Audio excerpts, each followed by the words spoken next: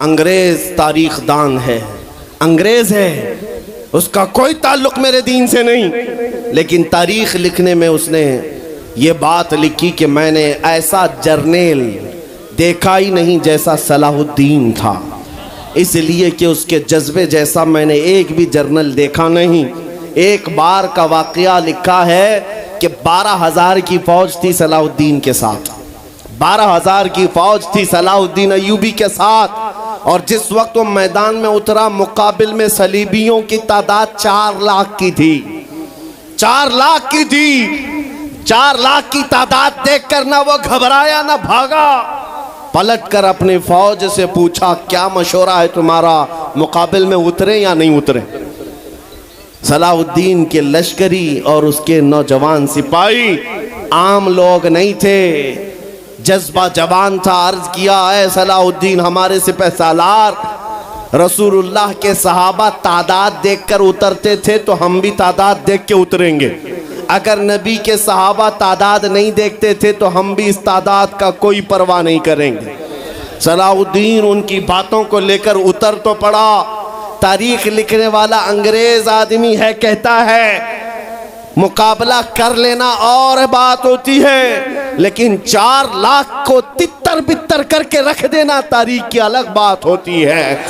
सलाहुद्दीन के इस कारनामे के बाद वो अंग्रेज तारीख दान कहता है हमारे इलाकों में हाल ये हो गया था, हमारे यहाँ की माएँ अपने बच्चों को थपकियाँ देकर सुलाती थी और ये कहती थी कि बेटा सो जा नहीं तो सलाहुद्दीन आ जाए। सुभान अल्लाह, सुभान अल्लाह। ये मैं इसलिए बातें अर्ज कर रहा हूँ कि सलाहुद्दीन अय्यूबी की ताकत वो उनकी अपनी बॉडी की ताकत नहीं थी, वो ना ही किसी जगह से वर्जिश करके हासिल की हुई ताकत थी। सलाहुद्दीन की ताकत इश्क़ मुस्तफ़ा की वजह से थी, वो मोहब्बत रसूल का पैकर था। हमने तारीख में उन जवानों को देखा है जिन्होंने तारीख उलट करके रख दिया है, जिन्होंने ज़मीन में एक अलग परचम लहरा कर रख दिया है। आपको पता है इसी हिंदुस्तान की सरजमीन पर सबसे पहला 10,000 का लश्कर लेकर आने वाला एक जवान अरब से सबसे पहले आने वाला मोहम्मद बिन कासिम सिर्फ 19 साल की उम्र में आया था, 19 साल की उम्र में आया था। किस लिए आया था? माल लूटने नहीं आया था, यहाँ जगह कब्जा करने नहीं आया था, जैसे आज तारीख तोड़ मरोड़ करके बताई जा रही है। जितने बादशाह आए सब आक्रमण किए, सारे लोग यहाँ लूटपाट करने आए थे, ये तारीख तोड़ मरोड़ कर बयान की जाती है। मेरे अजीजों इस पर फिर कभी गुफ्तगू करेंगे, लेकिन मोहम्मद बिन कासिम क्यों आया था? इलाहाबाद के एक पंडित है, उन्होंने खुद लिखा है, मैं अपनी बात नहीं पंडित जी की बात कह रहा हूँ। उस वक्त हालात ऐसे हो गए थे कि चंद औरतें, मुसलमान औरतें जो श्रीलंका की सरजमीन से हज के लिए जा रही थी, उस वक्त राजा दाबिर सिंह उसके कुछ गुंडों ने इन औरतों को पकड़ लिया, उनकी इज्जत लूटी, उनका माल लूटा, उनको कैदी बनाया। उन औरतों ने उस वक्त पुकार कर कहा था कि कोई है जो हमारी इज्जत बचाएगा। कोई तिजारत करने वाला बाहर से आया हुआ ताजिर बात सुन करके अरब गया, अरब में जाकर गवर्नर जो था उसके सामने वाक़या बयान कर रहा था। 19 साल का जवान मोहम्मद बिन कासिम वहाँ से गुजर रहा था, उसने इतना वाक़या सुना कि हिंद की सरजमीन पर कुछ हमारी बहनों की इज्जत लूटी जा रही है। वहीं खड़े होकर उसने कहा लब्बैक या उख्ती, ऐ मेरी बहन मैं तेरी इज्जत की हिफाजत के लिए आ रहा हूँ। वहाँ से पुकारा अपने चचा जो गवर्नर था उस वक्त, उससे 10,000 का लश्कर लेकर के सबसे पहले यहाँ आने वाला मोहम्मद बिन कासिम किस लिए आया था? माल लूटने के लिए नहीं, औरतों की इज्जत बचाने के लिए आया था। हिंदुस्तान की सरजमीन पर कदम रखा और उसके बाद सामने मुकाबिल में फौरन जंग के लिए नहीं आया, कहा कि जिन औरतों को कैदी बनाया वो छोड़ दो, जो हज के लिए जा रही थी उन्हें आज़ाद कर दो, और दूसरी बात जिन्होंने गुंडागर्दी की है उन्हें पकड़ो और जेल में डालो। राजा को घमंड था, उसने इनकार किया तो मोहम्मद बिन कासिम ने कहा चलो आओ मोहम्मद अरबी के शेरों से मुकाबला हो जाए। 3 दिन का मुकाबला हुआ था, न राजा बचा न बाजा बचा, सारे हजारे इधर से उधर हो गए और मोहम्मद बिन कासिम का परचम लहराया। मेरे अजीज़ों, औरतों की इज्जत का मुहाफिज 19 साल का जवान था जिसने आते ही औरतों की इज्जत भी बचाई और मेरे दीन का परचम भी लहराया। मैं आज पूछता हूं, हमारी उम्रें कितनी हो गई? कई जवान 25 साल 30 साल क्रॉस कर चुके। आज बहुत सारी औरतों की इज्जतें जब लूटी जाती हैं, तुम तो मोबाइल में देख देख करके शेयर कर देते हो, वीडियो इधर से उधर फैला देते हो और उसके बाद समझते हो हम बहुत बड़ा काम कर रहे हैं। हर कोई यही कहता है सबको शेयर करो, सबको शेयर करो। काय के लिए शेयर करो? मेरे अजीजों, ये कौन सी जंग लड़ रहे हो? व्हाट्सएप मोबाइल की जंग लड़ रहे हो? तुम्हारे अंदर अगर गैरत बाकी है तो मेरे अजीजों, किसी की इज्जत लुटते हुए देखकर तुम तमाशा नहीं कर सकते। ईमान बेदार करो, ईमान बेदार करो। ये आज हालात क्यों आए? इमाम गजाली की एक बात मैं सुनाता हूँ। बहुत सालों पहले उस इमाम ने कहा था, 1000 साल पहले तकरीबन, उस इमाम ने कहा था, जब इस उम्मत के सामने उनके रसूल की तौहीन हो रही हो और उम्मत खामोश बैठी रहे तो चंद दिन इंतजार करें, इनकी माँ और बहनों को बाजार में लाकर नीलाम किया जाएगा, इनकी माँ और बहनों की इज्जत लूटी जाएगी और ये कुछ ना कर सकेंगे, इनके बच्चों को मारा जाएगा और ये कुछ ना कर सकेंगे। मैं आज महसूस कर रहा हूँ हुजूर की गुस्ताखी पर और तौहीन पर खामोश रहने का नतीजा ये है कि अब हमारे घर भी सलामत नहीं रहेंगे। लोग आज चीख रहे हैं, मस्जिदें वीरान हो गई, मस्जिदें टूट रही हैं, खानकाहें टूट रही हैं, न जाने कितने मज़ारात बिल्डोजर से ख़त्म किए जा रहे हैं। ये तमाम बातें अपनी जगह पर। मैं आपसे पूछता हूँ, जाने ईमान रसूलुल्लाह तरह चल तो नहीं सका, लेकिन खुद कैसे चलता था ये भी भूल गया और मैं उसको थोड़ा बदल करके अपनी कौम के लिए कहता हूँ, शेर चला कुत्ते की चाल और अपनी चाल भूल गया। अल्लाह ने तुम्हें मोहम्मद अरबी का शेर बनाकर पैदा किया। हकीकी बात है ये मेरे अजीजों, हकीकी बात है। एक जिनके यहाँ कीड़े बहुत ज़्यादा होते हैं, वो मेरे साथ छेड़खानी कर रहे थे। 2 दिन कबल की बात है, मैंने किसी जगह तकरीर किया तो मुझे छेड़खानी कर रहे थे। हमारे दीन से कोई ताल्लुक़ नहीं। मैंने किसी छोटे दज्जाल के बारे में कहा तो उन्हें बड़ी लग गई थी। आज की तकरीर फिर वो सुन रहा होगा। साहब मैं कहता हूँ, मुझे उन्होंने मैसेज में कहा है, गोश्त खोर मौलाना, गोश्त खोर मौलाना, गोश्त खाते हैं और स्टेजों पर चिल्लाते हैं। मैंने जवाब में कहा, अल्लाह का बड़ा शुक्र है गोबर खोर तो नहीं है। अल्लाह का बड़ा शुक्र है हम गोबर को कोहे नूर कहने वाले तो नहीं हैं। अल्लाह ने दूध पीने वाली कौम में पैदा किया है, पेशाब पीने वाली में नहीं। नारे तकबीर, नारे रिसालत, नारे हैदरी। मेरे अजीजों, ये कोई बात लतीफे की नहीं है और ना ही छेड़खानी की बात है। मैं उनसे कहता हूँ, हमें छेड़ो मत, हम अपने नबी की बात करते हैं, हम अपने नबी की बात करते हैं और जहाँ फिर तुम छेड़ोगे तो फिर हम अपने तौर पर जवाब भी देते रहेंगे इंशाअल्लाह। इसलिए कि अपनी अपनी किस्मत की बात है। मुझे गोश्त खोर मौलाना कह रहे हो और ख़ुद की हालत मालूम नहीं है।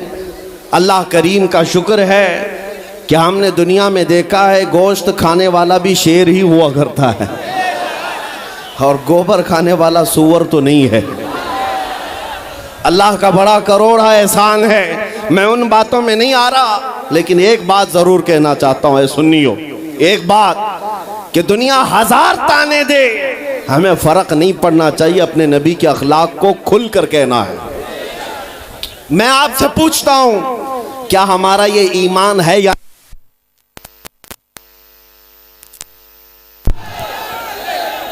हेलो हेलो, हमारा ये ईमान है या नहीं कि मेरा खुदा सच्चा है, बेशक हमारा नबी सच्चा है, हमारा दीन सच्चा है, कुरान सच्चा है। जब तुम्हारा यकीन है कि मेरा खुदा सच्चा, मेरा दीन सच्चा, मेरा कुरान सच्चा, मेरा नबी सच्चा, तो फिर मेरे अजीजों सर झुका कर नहीं, सर उठाकर जियो। बेशक सुभान अल्लाह। और तुम्हें हुजूर अकरम सल्लल्लाहु ताला अलैहि वसल्लम के अखलाक पर कभी शर्म नहीं आनी चाहिए।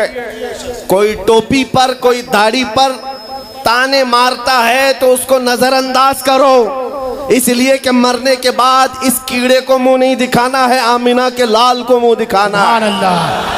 ताना देता है तो देकर मर जाएगा। हमें फर्क नहीं पड़ता, हमारे लिबास से जलते हो तो और जलो, मरो, इसलिए कि जिसकी किस्मत में यहाँ भी जलना वहाँ भी जलना। और अल्हम्दुलिल्लाह सुन्नियों की किस्मत में यहाँ भी खुशियाँ है, वहाँ भी खुशियाँ। हम यहाँ पर हुजूर पाक का जिक्र कर रहे हैं और खुशहाल हैं, अल्हम्दुलिल्लाह खुशहाल हैं, इसलिए कि मुझे पता है हमारी हैसियत क्या है। खुशहाल हैं आप भी, हम हैं। ये छोटी मोटी शिकायतें तो सब करते हैं आप कि बीमारी है, घर में खाना पानी नहीं है, धंधा नहीं चल रहा है, बिजनेस नहीं चल रहा है, सब लॉस में है, जॉब नहीं है, सब शिकायतें तुम्हारी है, हमें पता है।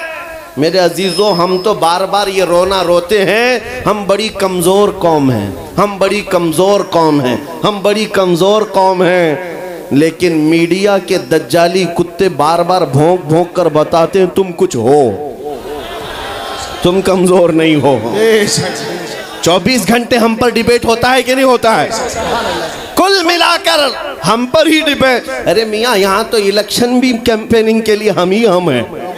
हमारे मुद्दे को लेकर के ही सबको लड़ाना है, सबके दरमियान। मैं आपसे ये कहता हूँ, ये बातें यूं ही नहीं, वो बार बार तुम्हें भौंक कर बता रहे हैं तुम कुछ हो, लेकिन तुम कहते हो नहीं मैं कुछ नहीं हूँ, हम कमज़ोर हैं। वो कहते हैं नहीं कमज़ोर नहीं, तुम कुछ हो।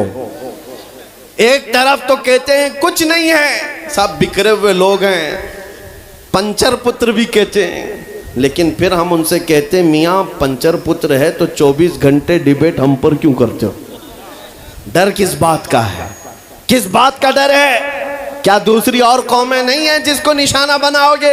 अरे 70 कौमें मौजूद हैं, लेकिन हमें पता है तुम्हारी आंखों में अगर कोई चुभता है तो गुलाम मुस्तफ़ा ही है, इसलिए कि उन्हें भी तारीख पता है। ये अगर निकल पड़े हैं सहरा से बगैर चप्पल के, पैबंद लगे कपड़ों से, तो कैसर और किसरा को भी धूल चटा सकते हैं। वह दुनिया की सुपर पावर ताकतों को घुटने टेकने पर मजबूर करने वाली कौम वह उमर बिन खत्ताब के शागिर्द थे, सहाबाए कराम थे। दुनिया को तारीख पता है कि ये जिस दिन पढ़ने लग गए खालिद बिन वलीद को, जिस दिन ये पढ़ने लग गए सलाहुद्दीन अय्यूबी को, जिस दिन इनको कोई कहने लग गया कि तुम्हारा कोई शिहाबुद्दीन गौरी भी था, तुम्हारा कोई औरंगजेब भी था, तो फिर ये मुर्दा और मुरझाई हुई कौम दोबारा उठने लग गई तो अच्छे अच्छों की नींद हराम हो सकती है।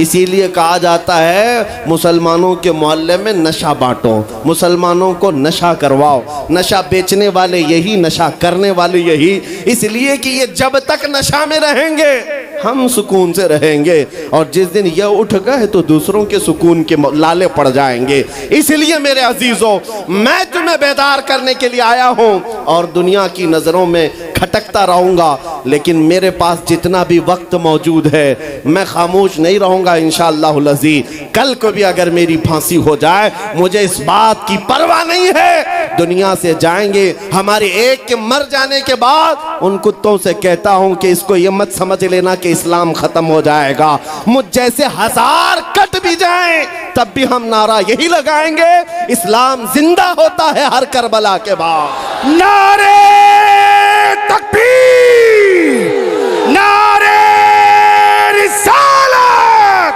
शहंशाह खिताबत, शेरे हिंदुस्तान सलमान मुफ्ती सलमान हजारी साहब किबला।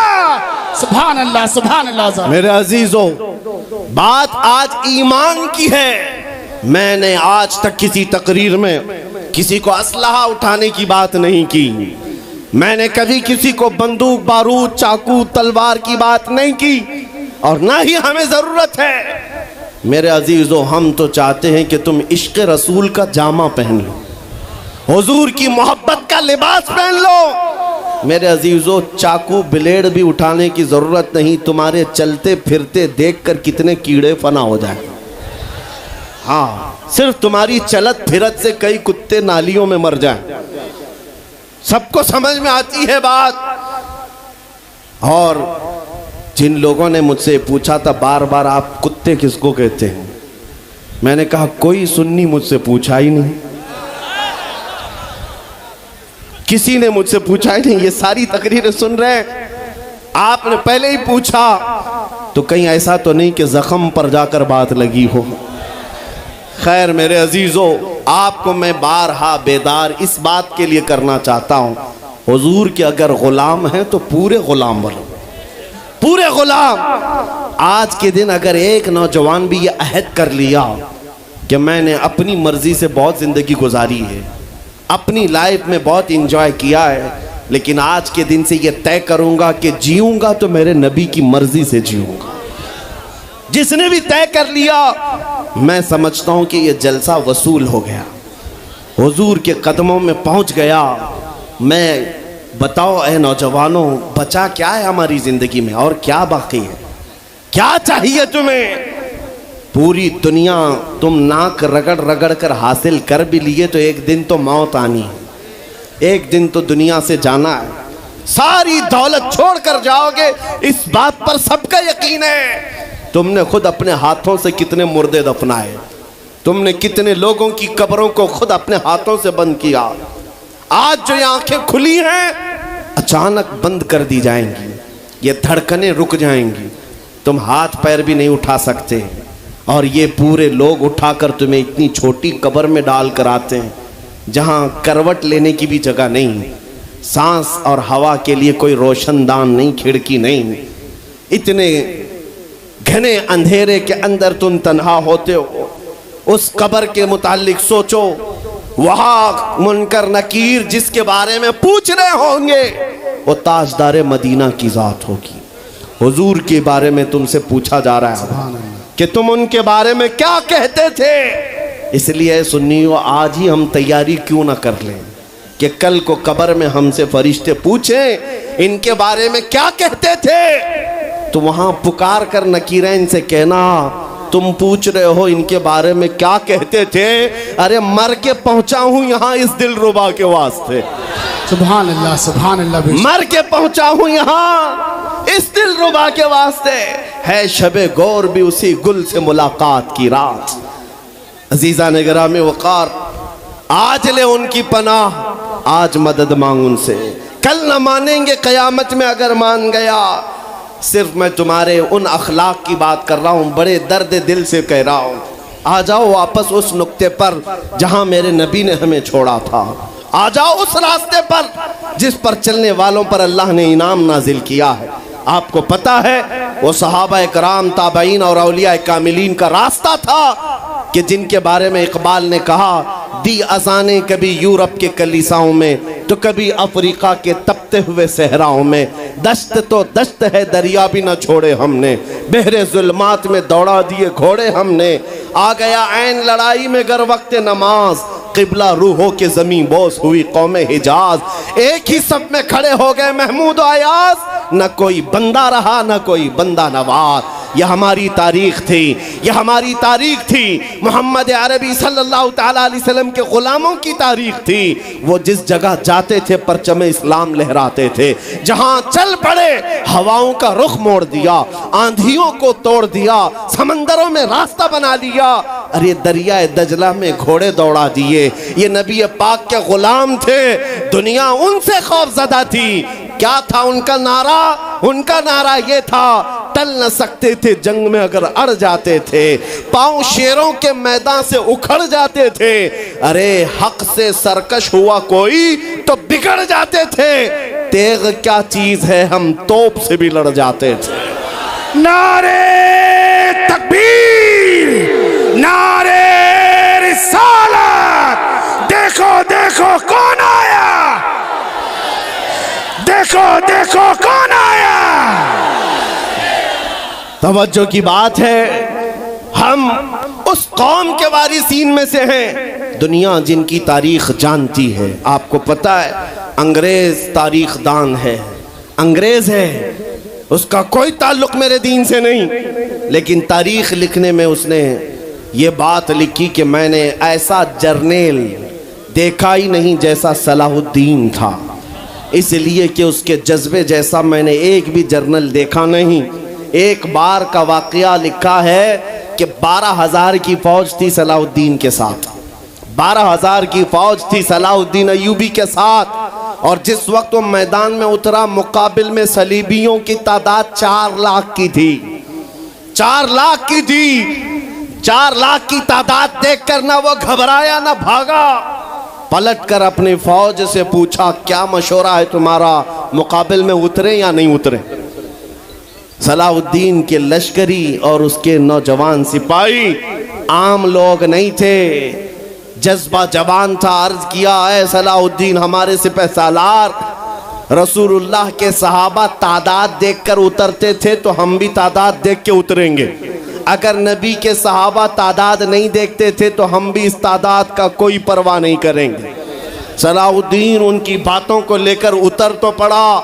तारीख लिखने वाला अंग्रेज आदमी है, कहता है मुकाबला कर लेना और बात होती है, लेकिन 4 लाख को तितर बितर करके रख देना तारीख की अलग बात होती है। सलाहुद्दीन के इस कारनामे के बाद वो अंग्रेज तारीखदान कहता है, हमारे इलाकों में हाल ये हो गया था, हमारे यहाँ की माएँ अपने बच्चों को थपकियां देकर सुलाती थी और ये कहती थी कि बेटा सो जा नहीं तो सलाहुद्दीन आ जाए। सुभान अल्लाह, सुभान अल्लाह। ये मैं इसलिए बातें अर्ज कर रहा हूं कि सलाहुद्दीन अय्यूबी की ताकत वो उनकी अपनी बॉडी की ताकत नहीं थी, वो ना ही किसी जगह से वर्जिश करके हासिल की हुई ताकत थी। सलाहुद्दीन की ताकत इश्क़ मुस्तफ़ा की वजह से थी, वो मोहब्बत रसूल का पैकर था।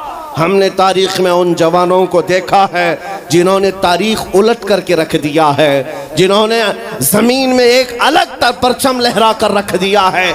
आपको पता है इसी हिंदुस्तान की सरजमीन पर सबसे पहला 10,000 का लश्कर लेकर आने वाला एक जवान, अरब से सबसे पहले आने वाला मोहम्मद बिन कासिम, सिर्फ 19 साल की उम्र में आया था।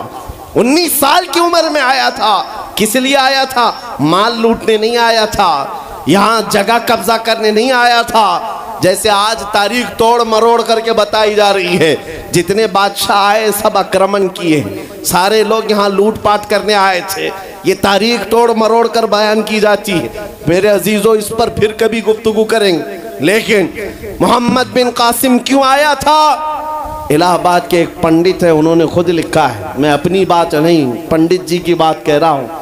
उस वक्त हालात ऐसे हो गए थे कि चंद औरतें, मुसलमान औरतें जो श्रीलंका की सरजमीन से हज के लिए जा रही थी, उस वक्त राजा दाबिर सिंह उसके कुछ गुंडों ने इन औरतों को पकड़ लिया, उनकी इज्जत लूटी, उनका माल लूटा, उनको कैदी बनाया। उन औरतों ने उस वक्त पुकार कर कहा था कि कोई है जो हमारी इज्जत बचाएगा।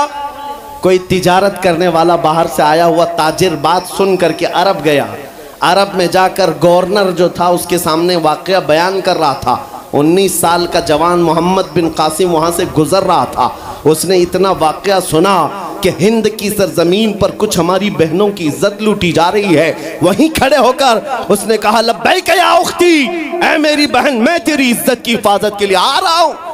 वहाँ से पुकारा अपने चचा जो गवर्नर था उस वक्त, उससे 10,000 का लश्कर लेकर के सबसे पहले यहाँ आने वाला मोहम्मद बिन कासिम किस लिए आया था? माल लूटने के लिए नहीं, औरतों की इज्जत बचाने के लिए आया था। हिंदुस्तान की सरजमीन पर कदम रखा और उसके बाद सामने मुकाबिल में फौरन जंग के लिए नहीं आया।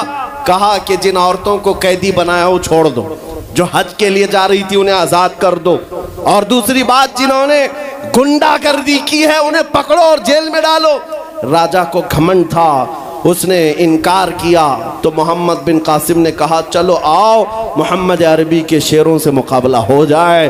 3 दिन का मुकाबला हुआ था, न राजा बचा न बाजा बचा, सारे हजारे इधर से उधर हो गए और मोहम्मद बिन कासिम का परचम लहराया।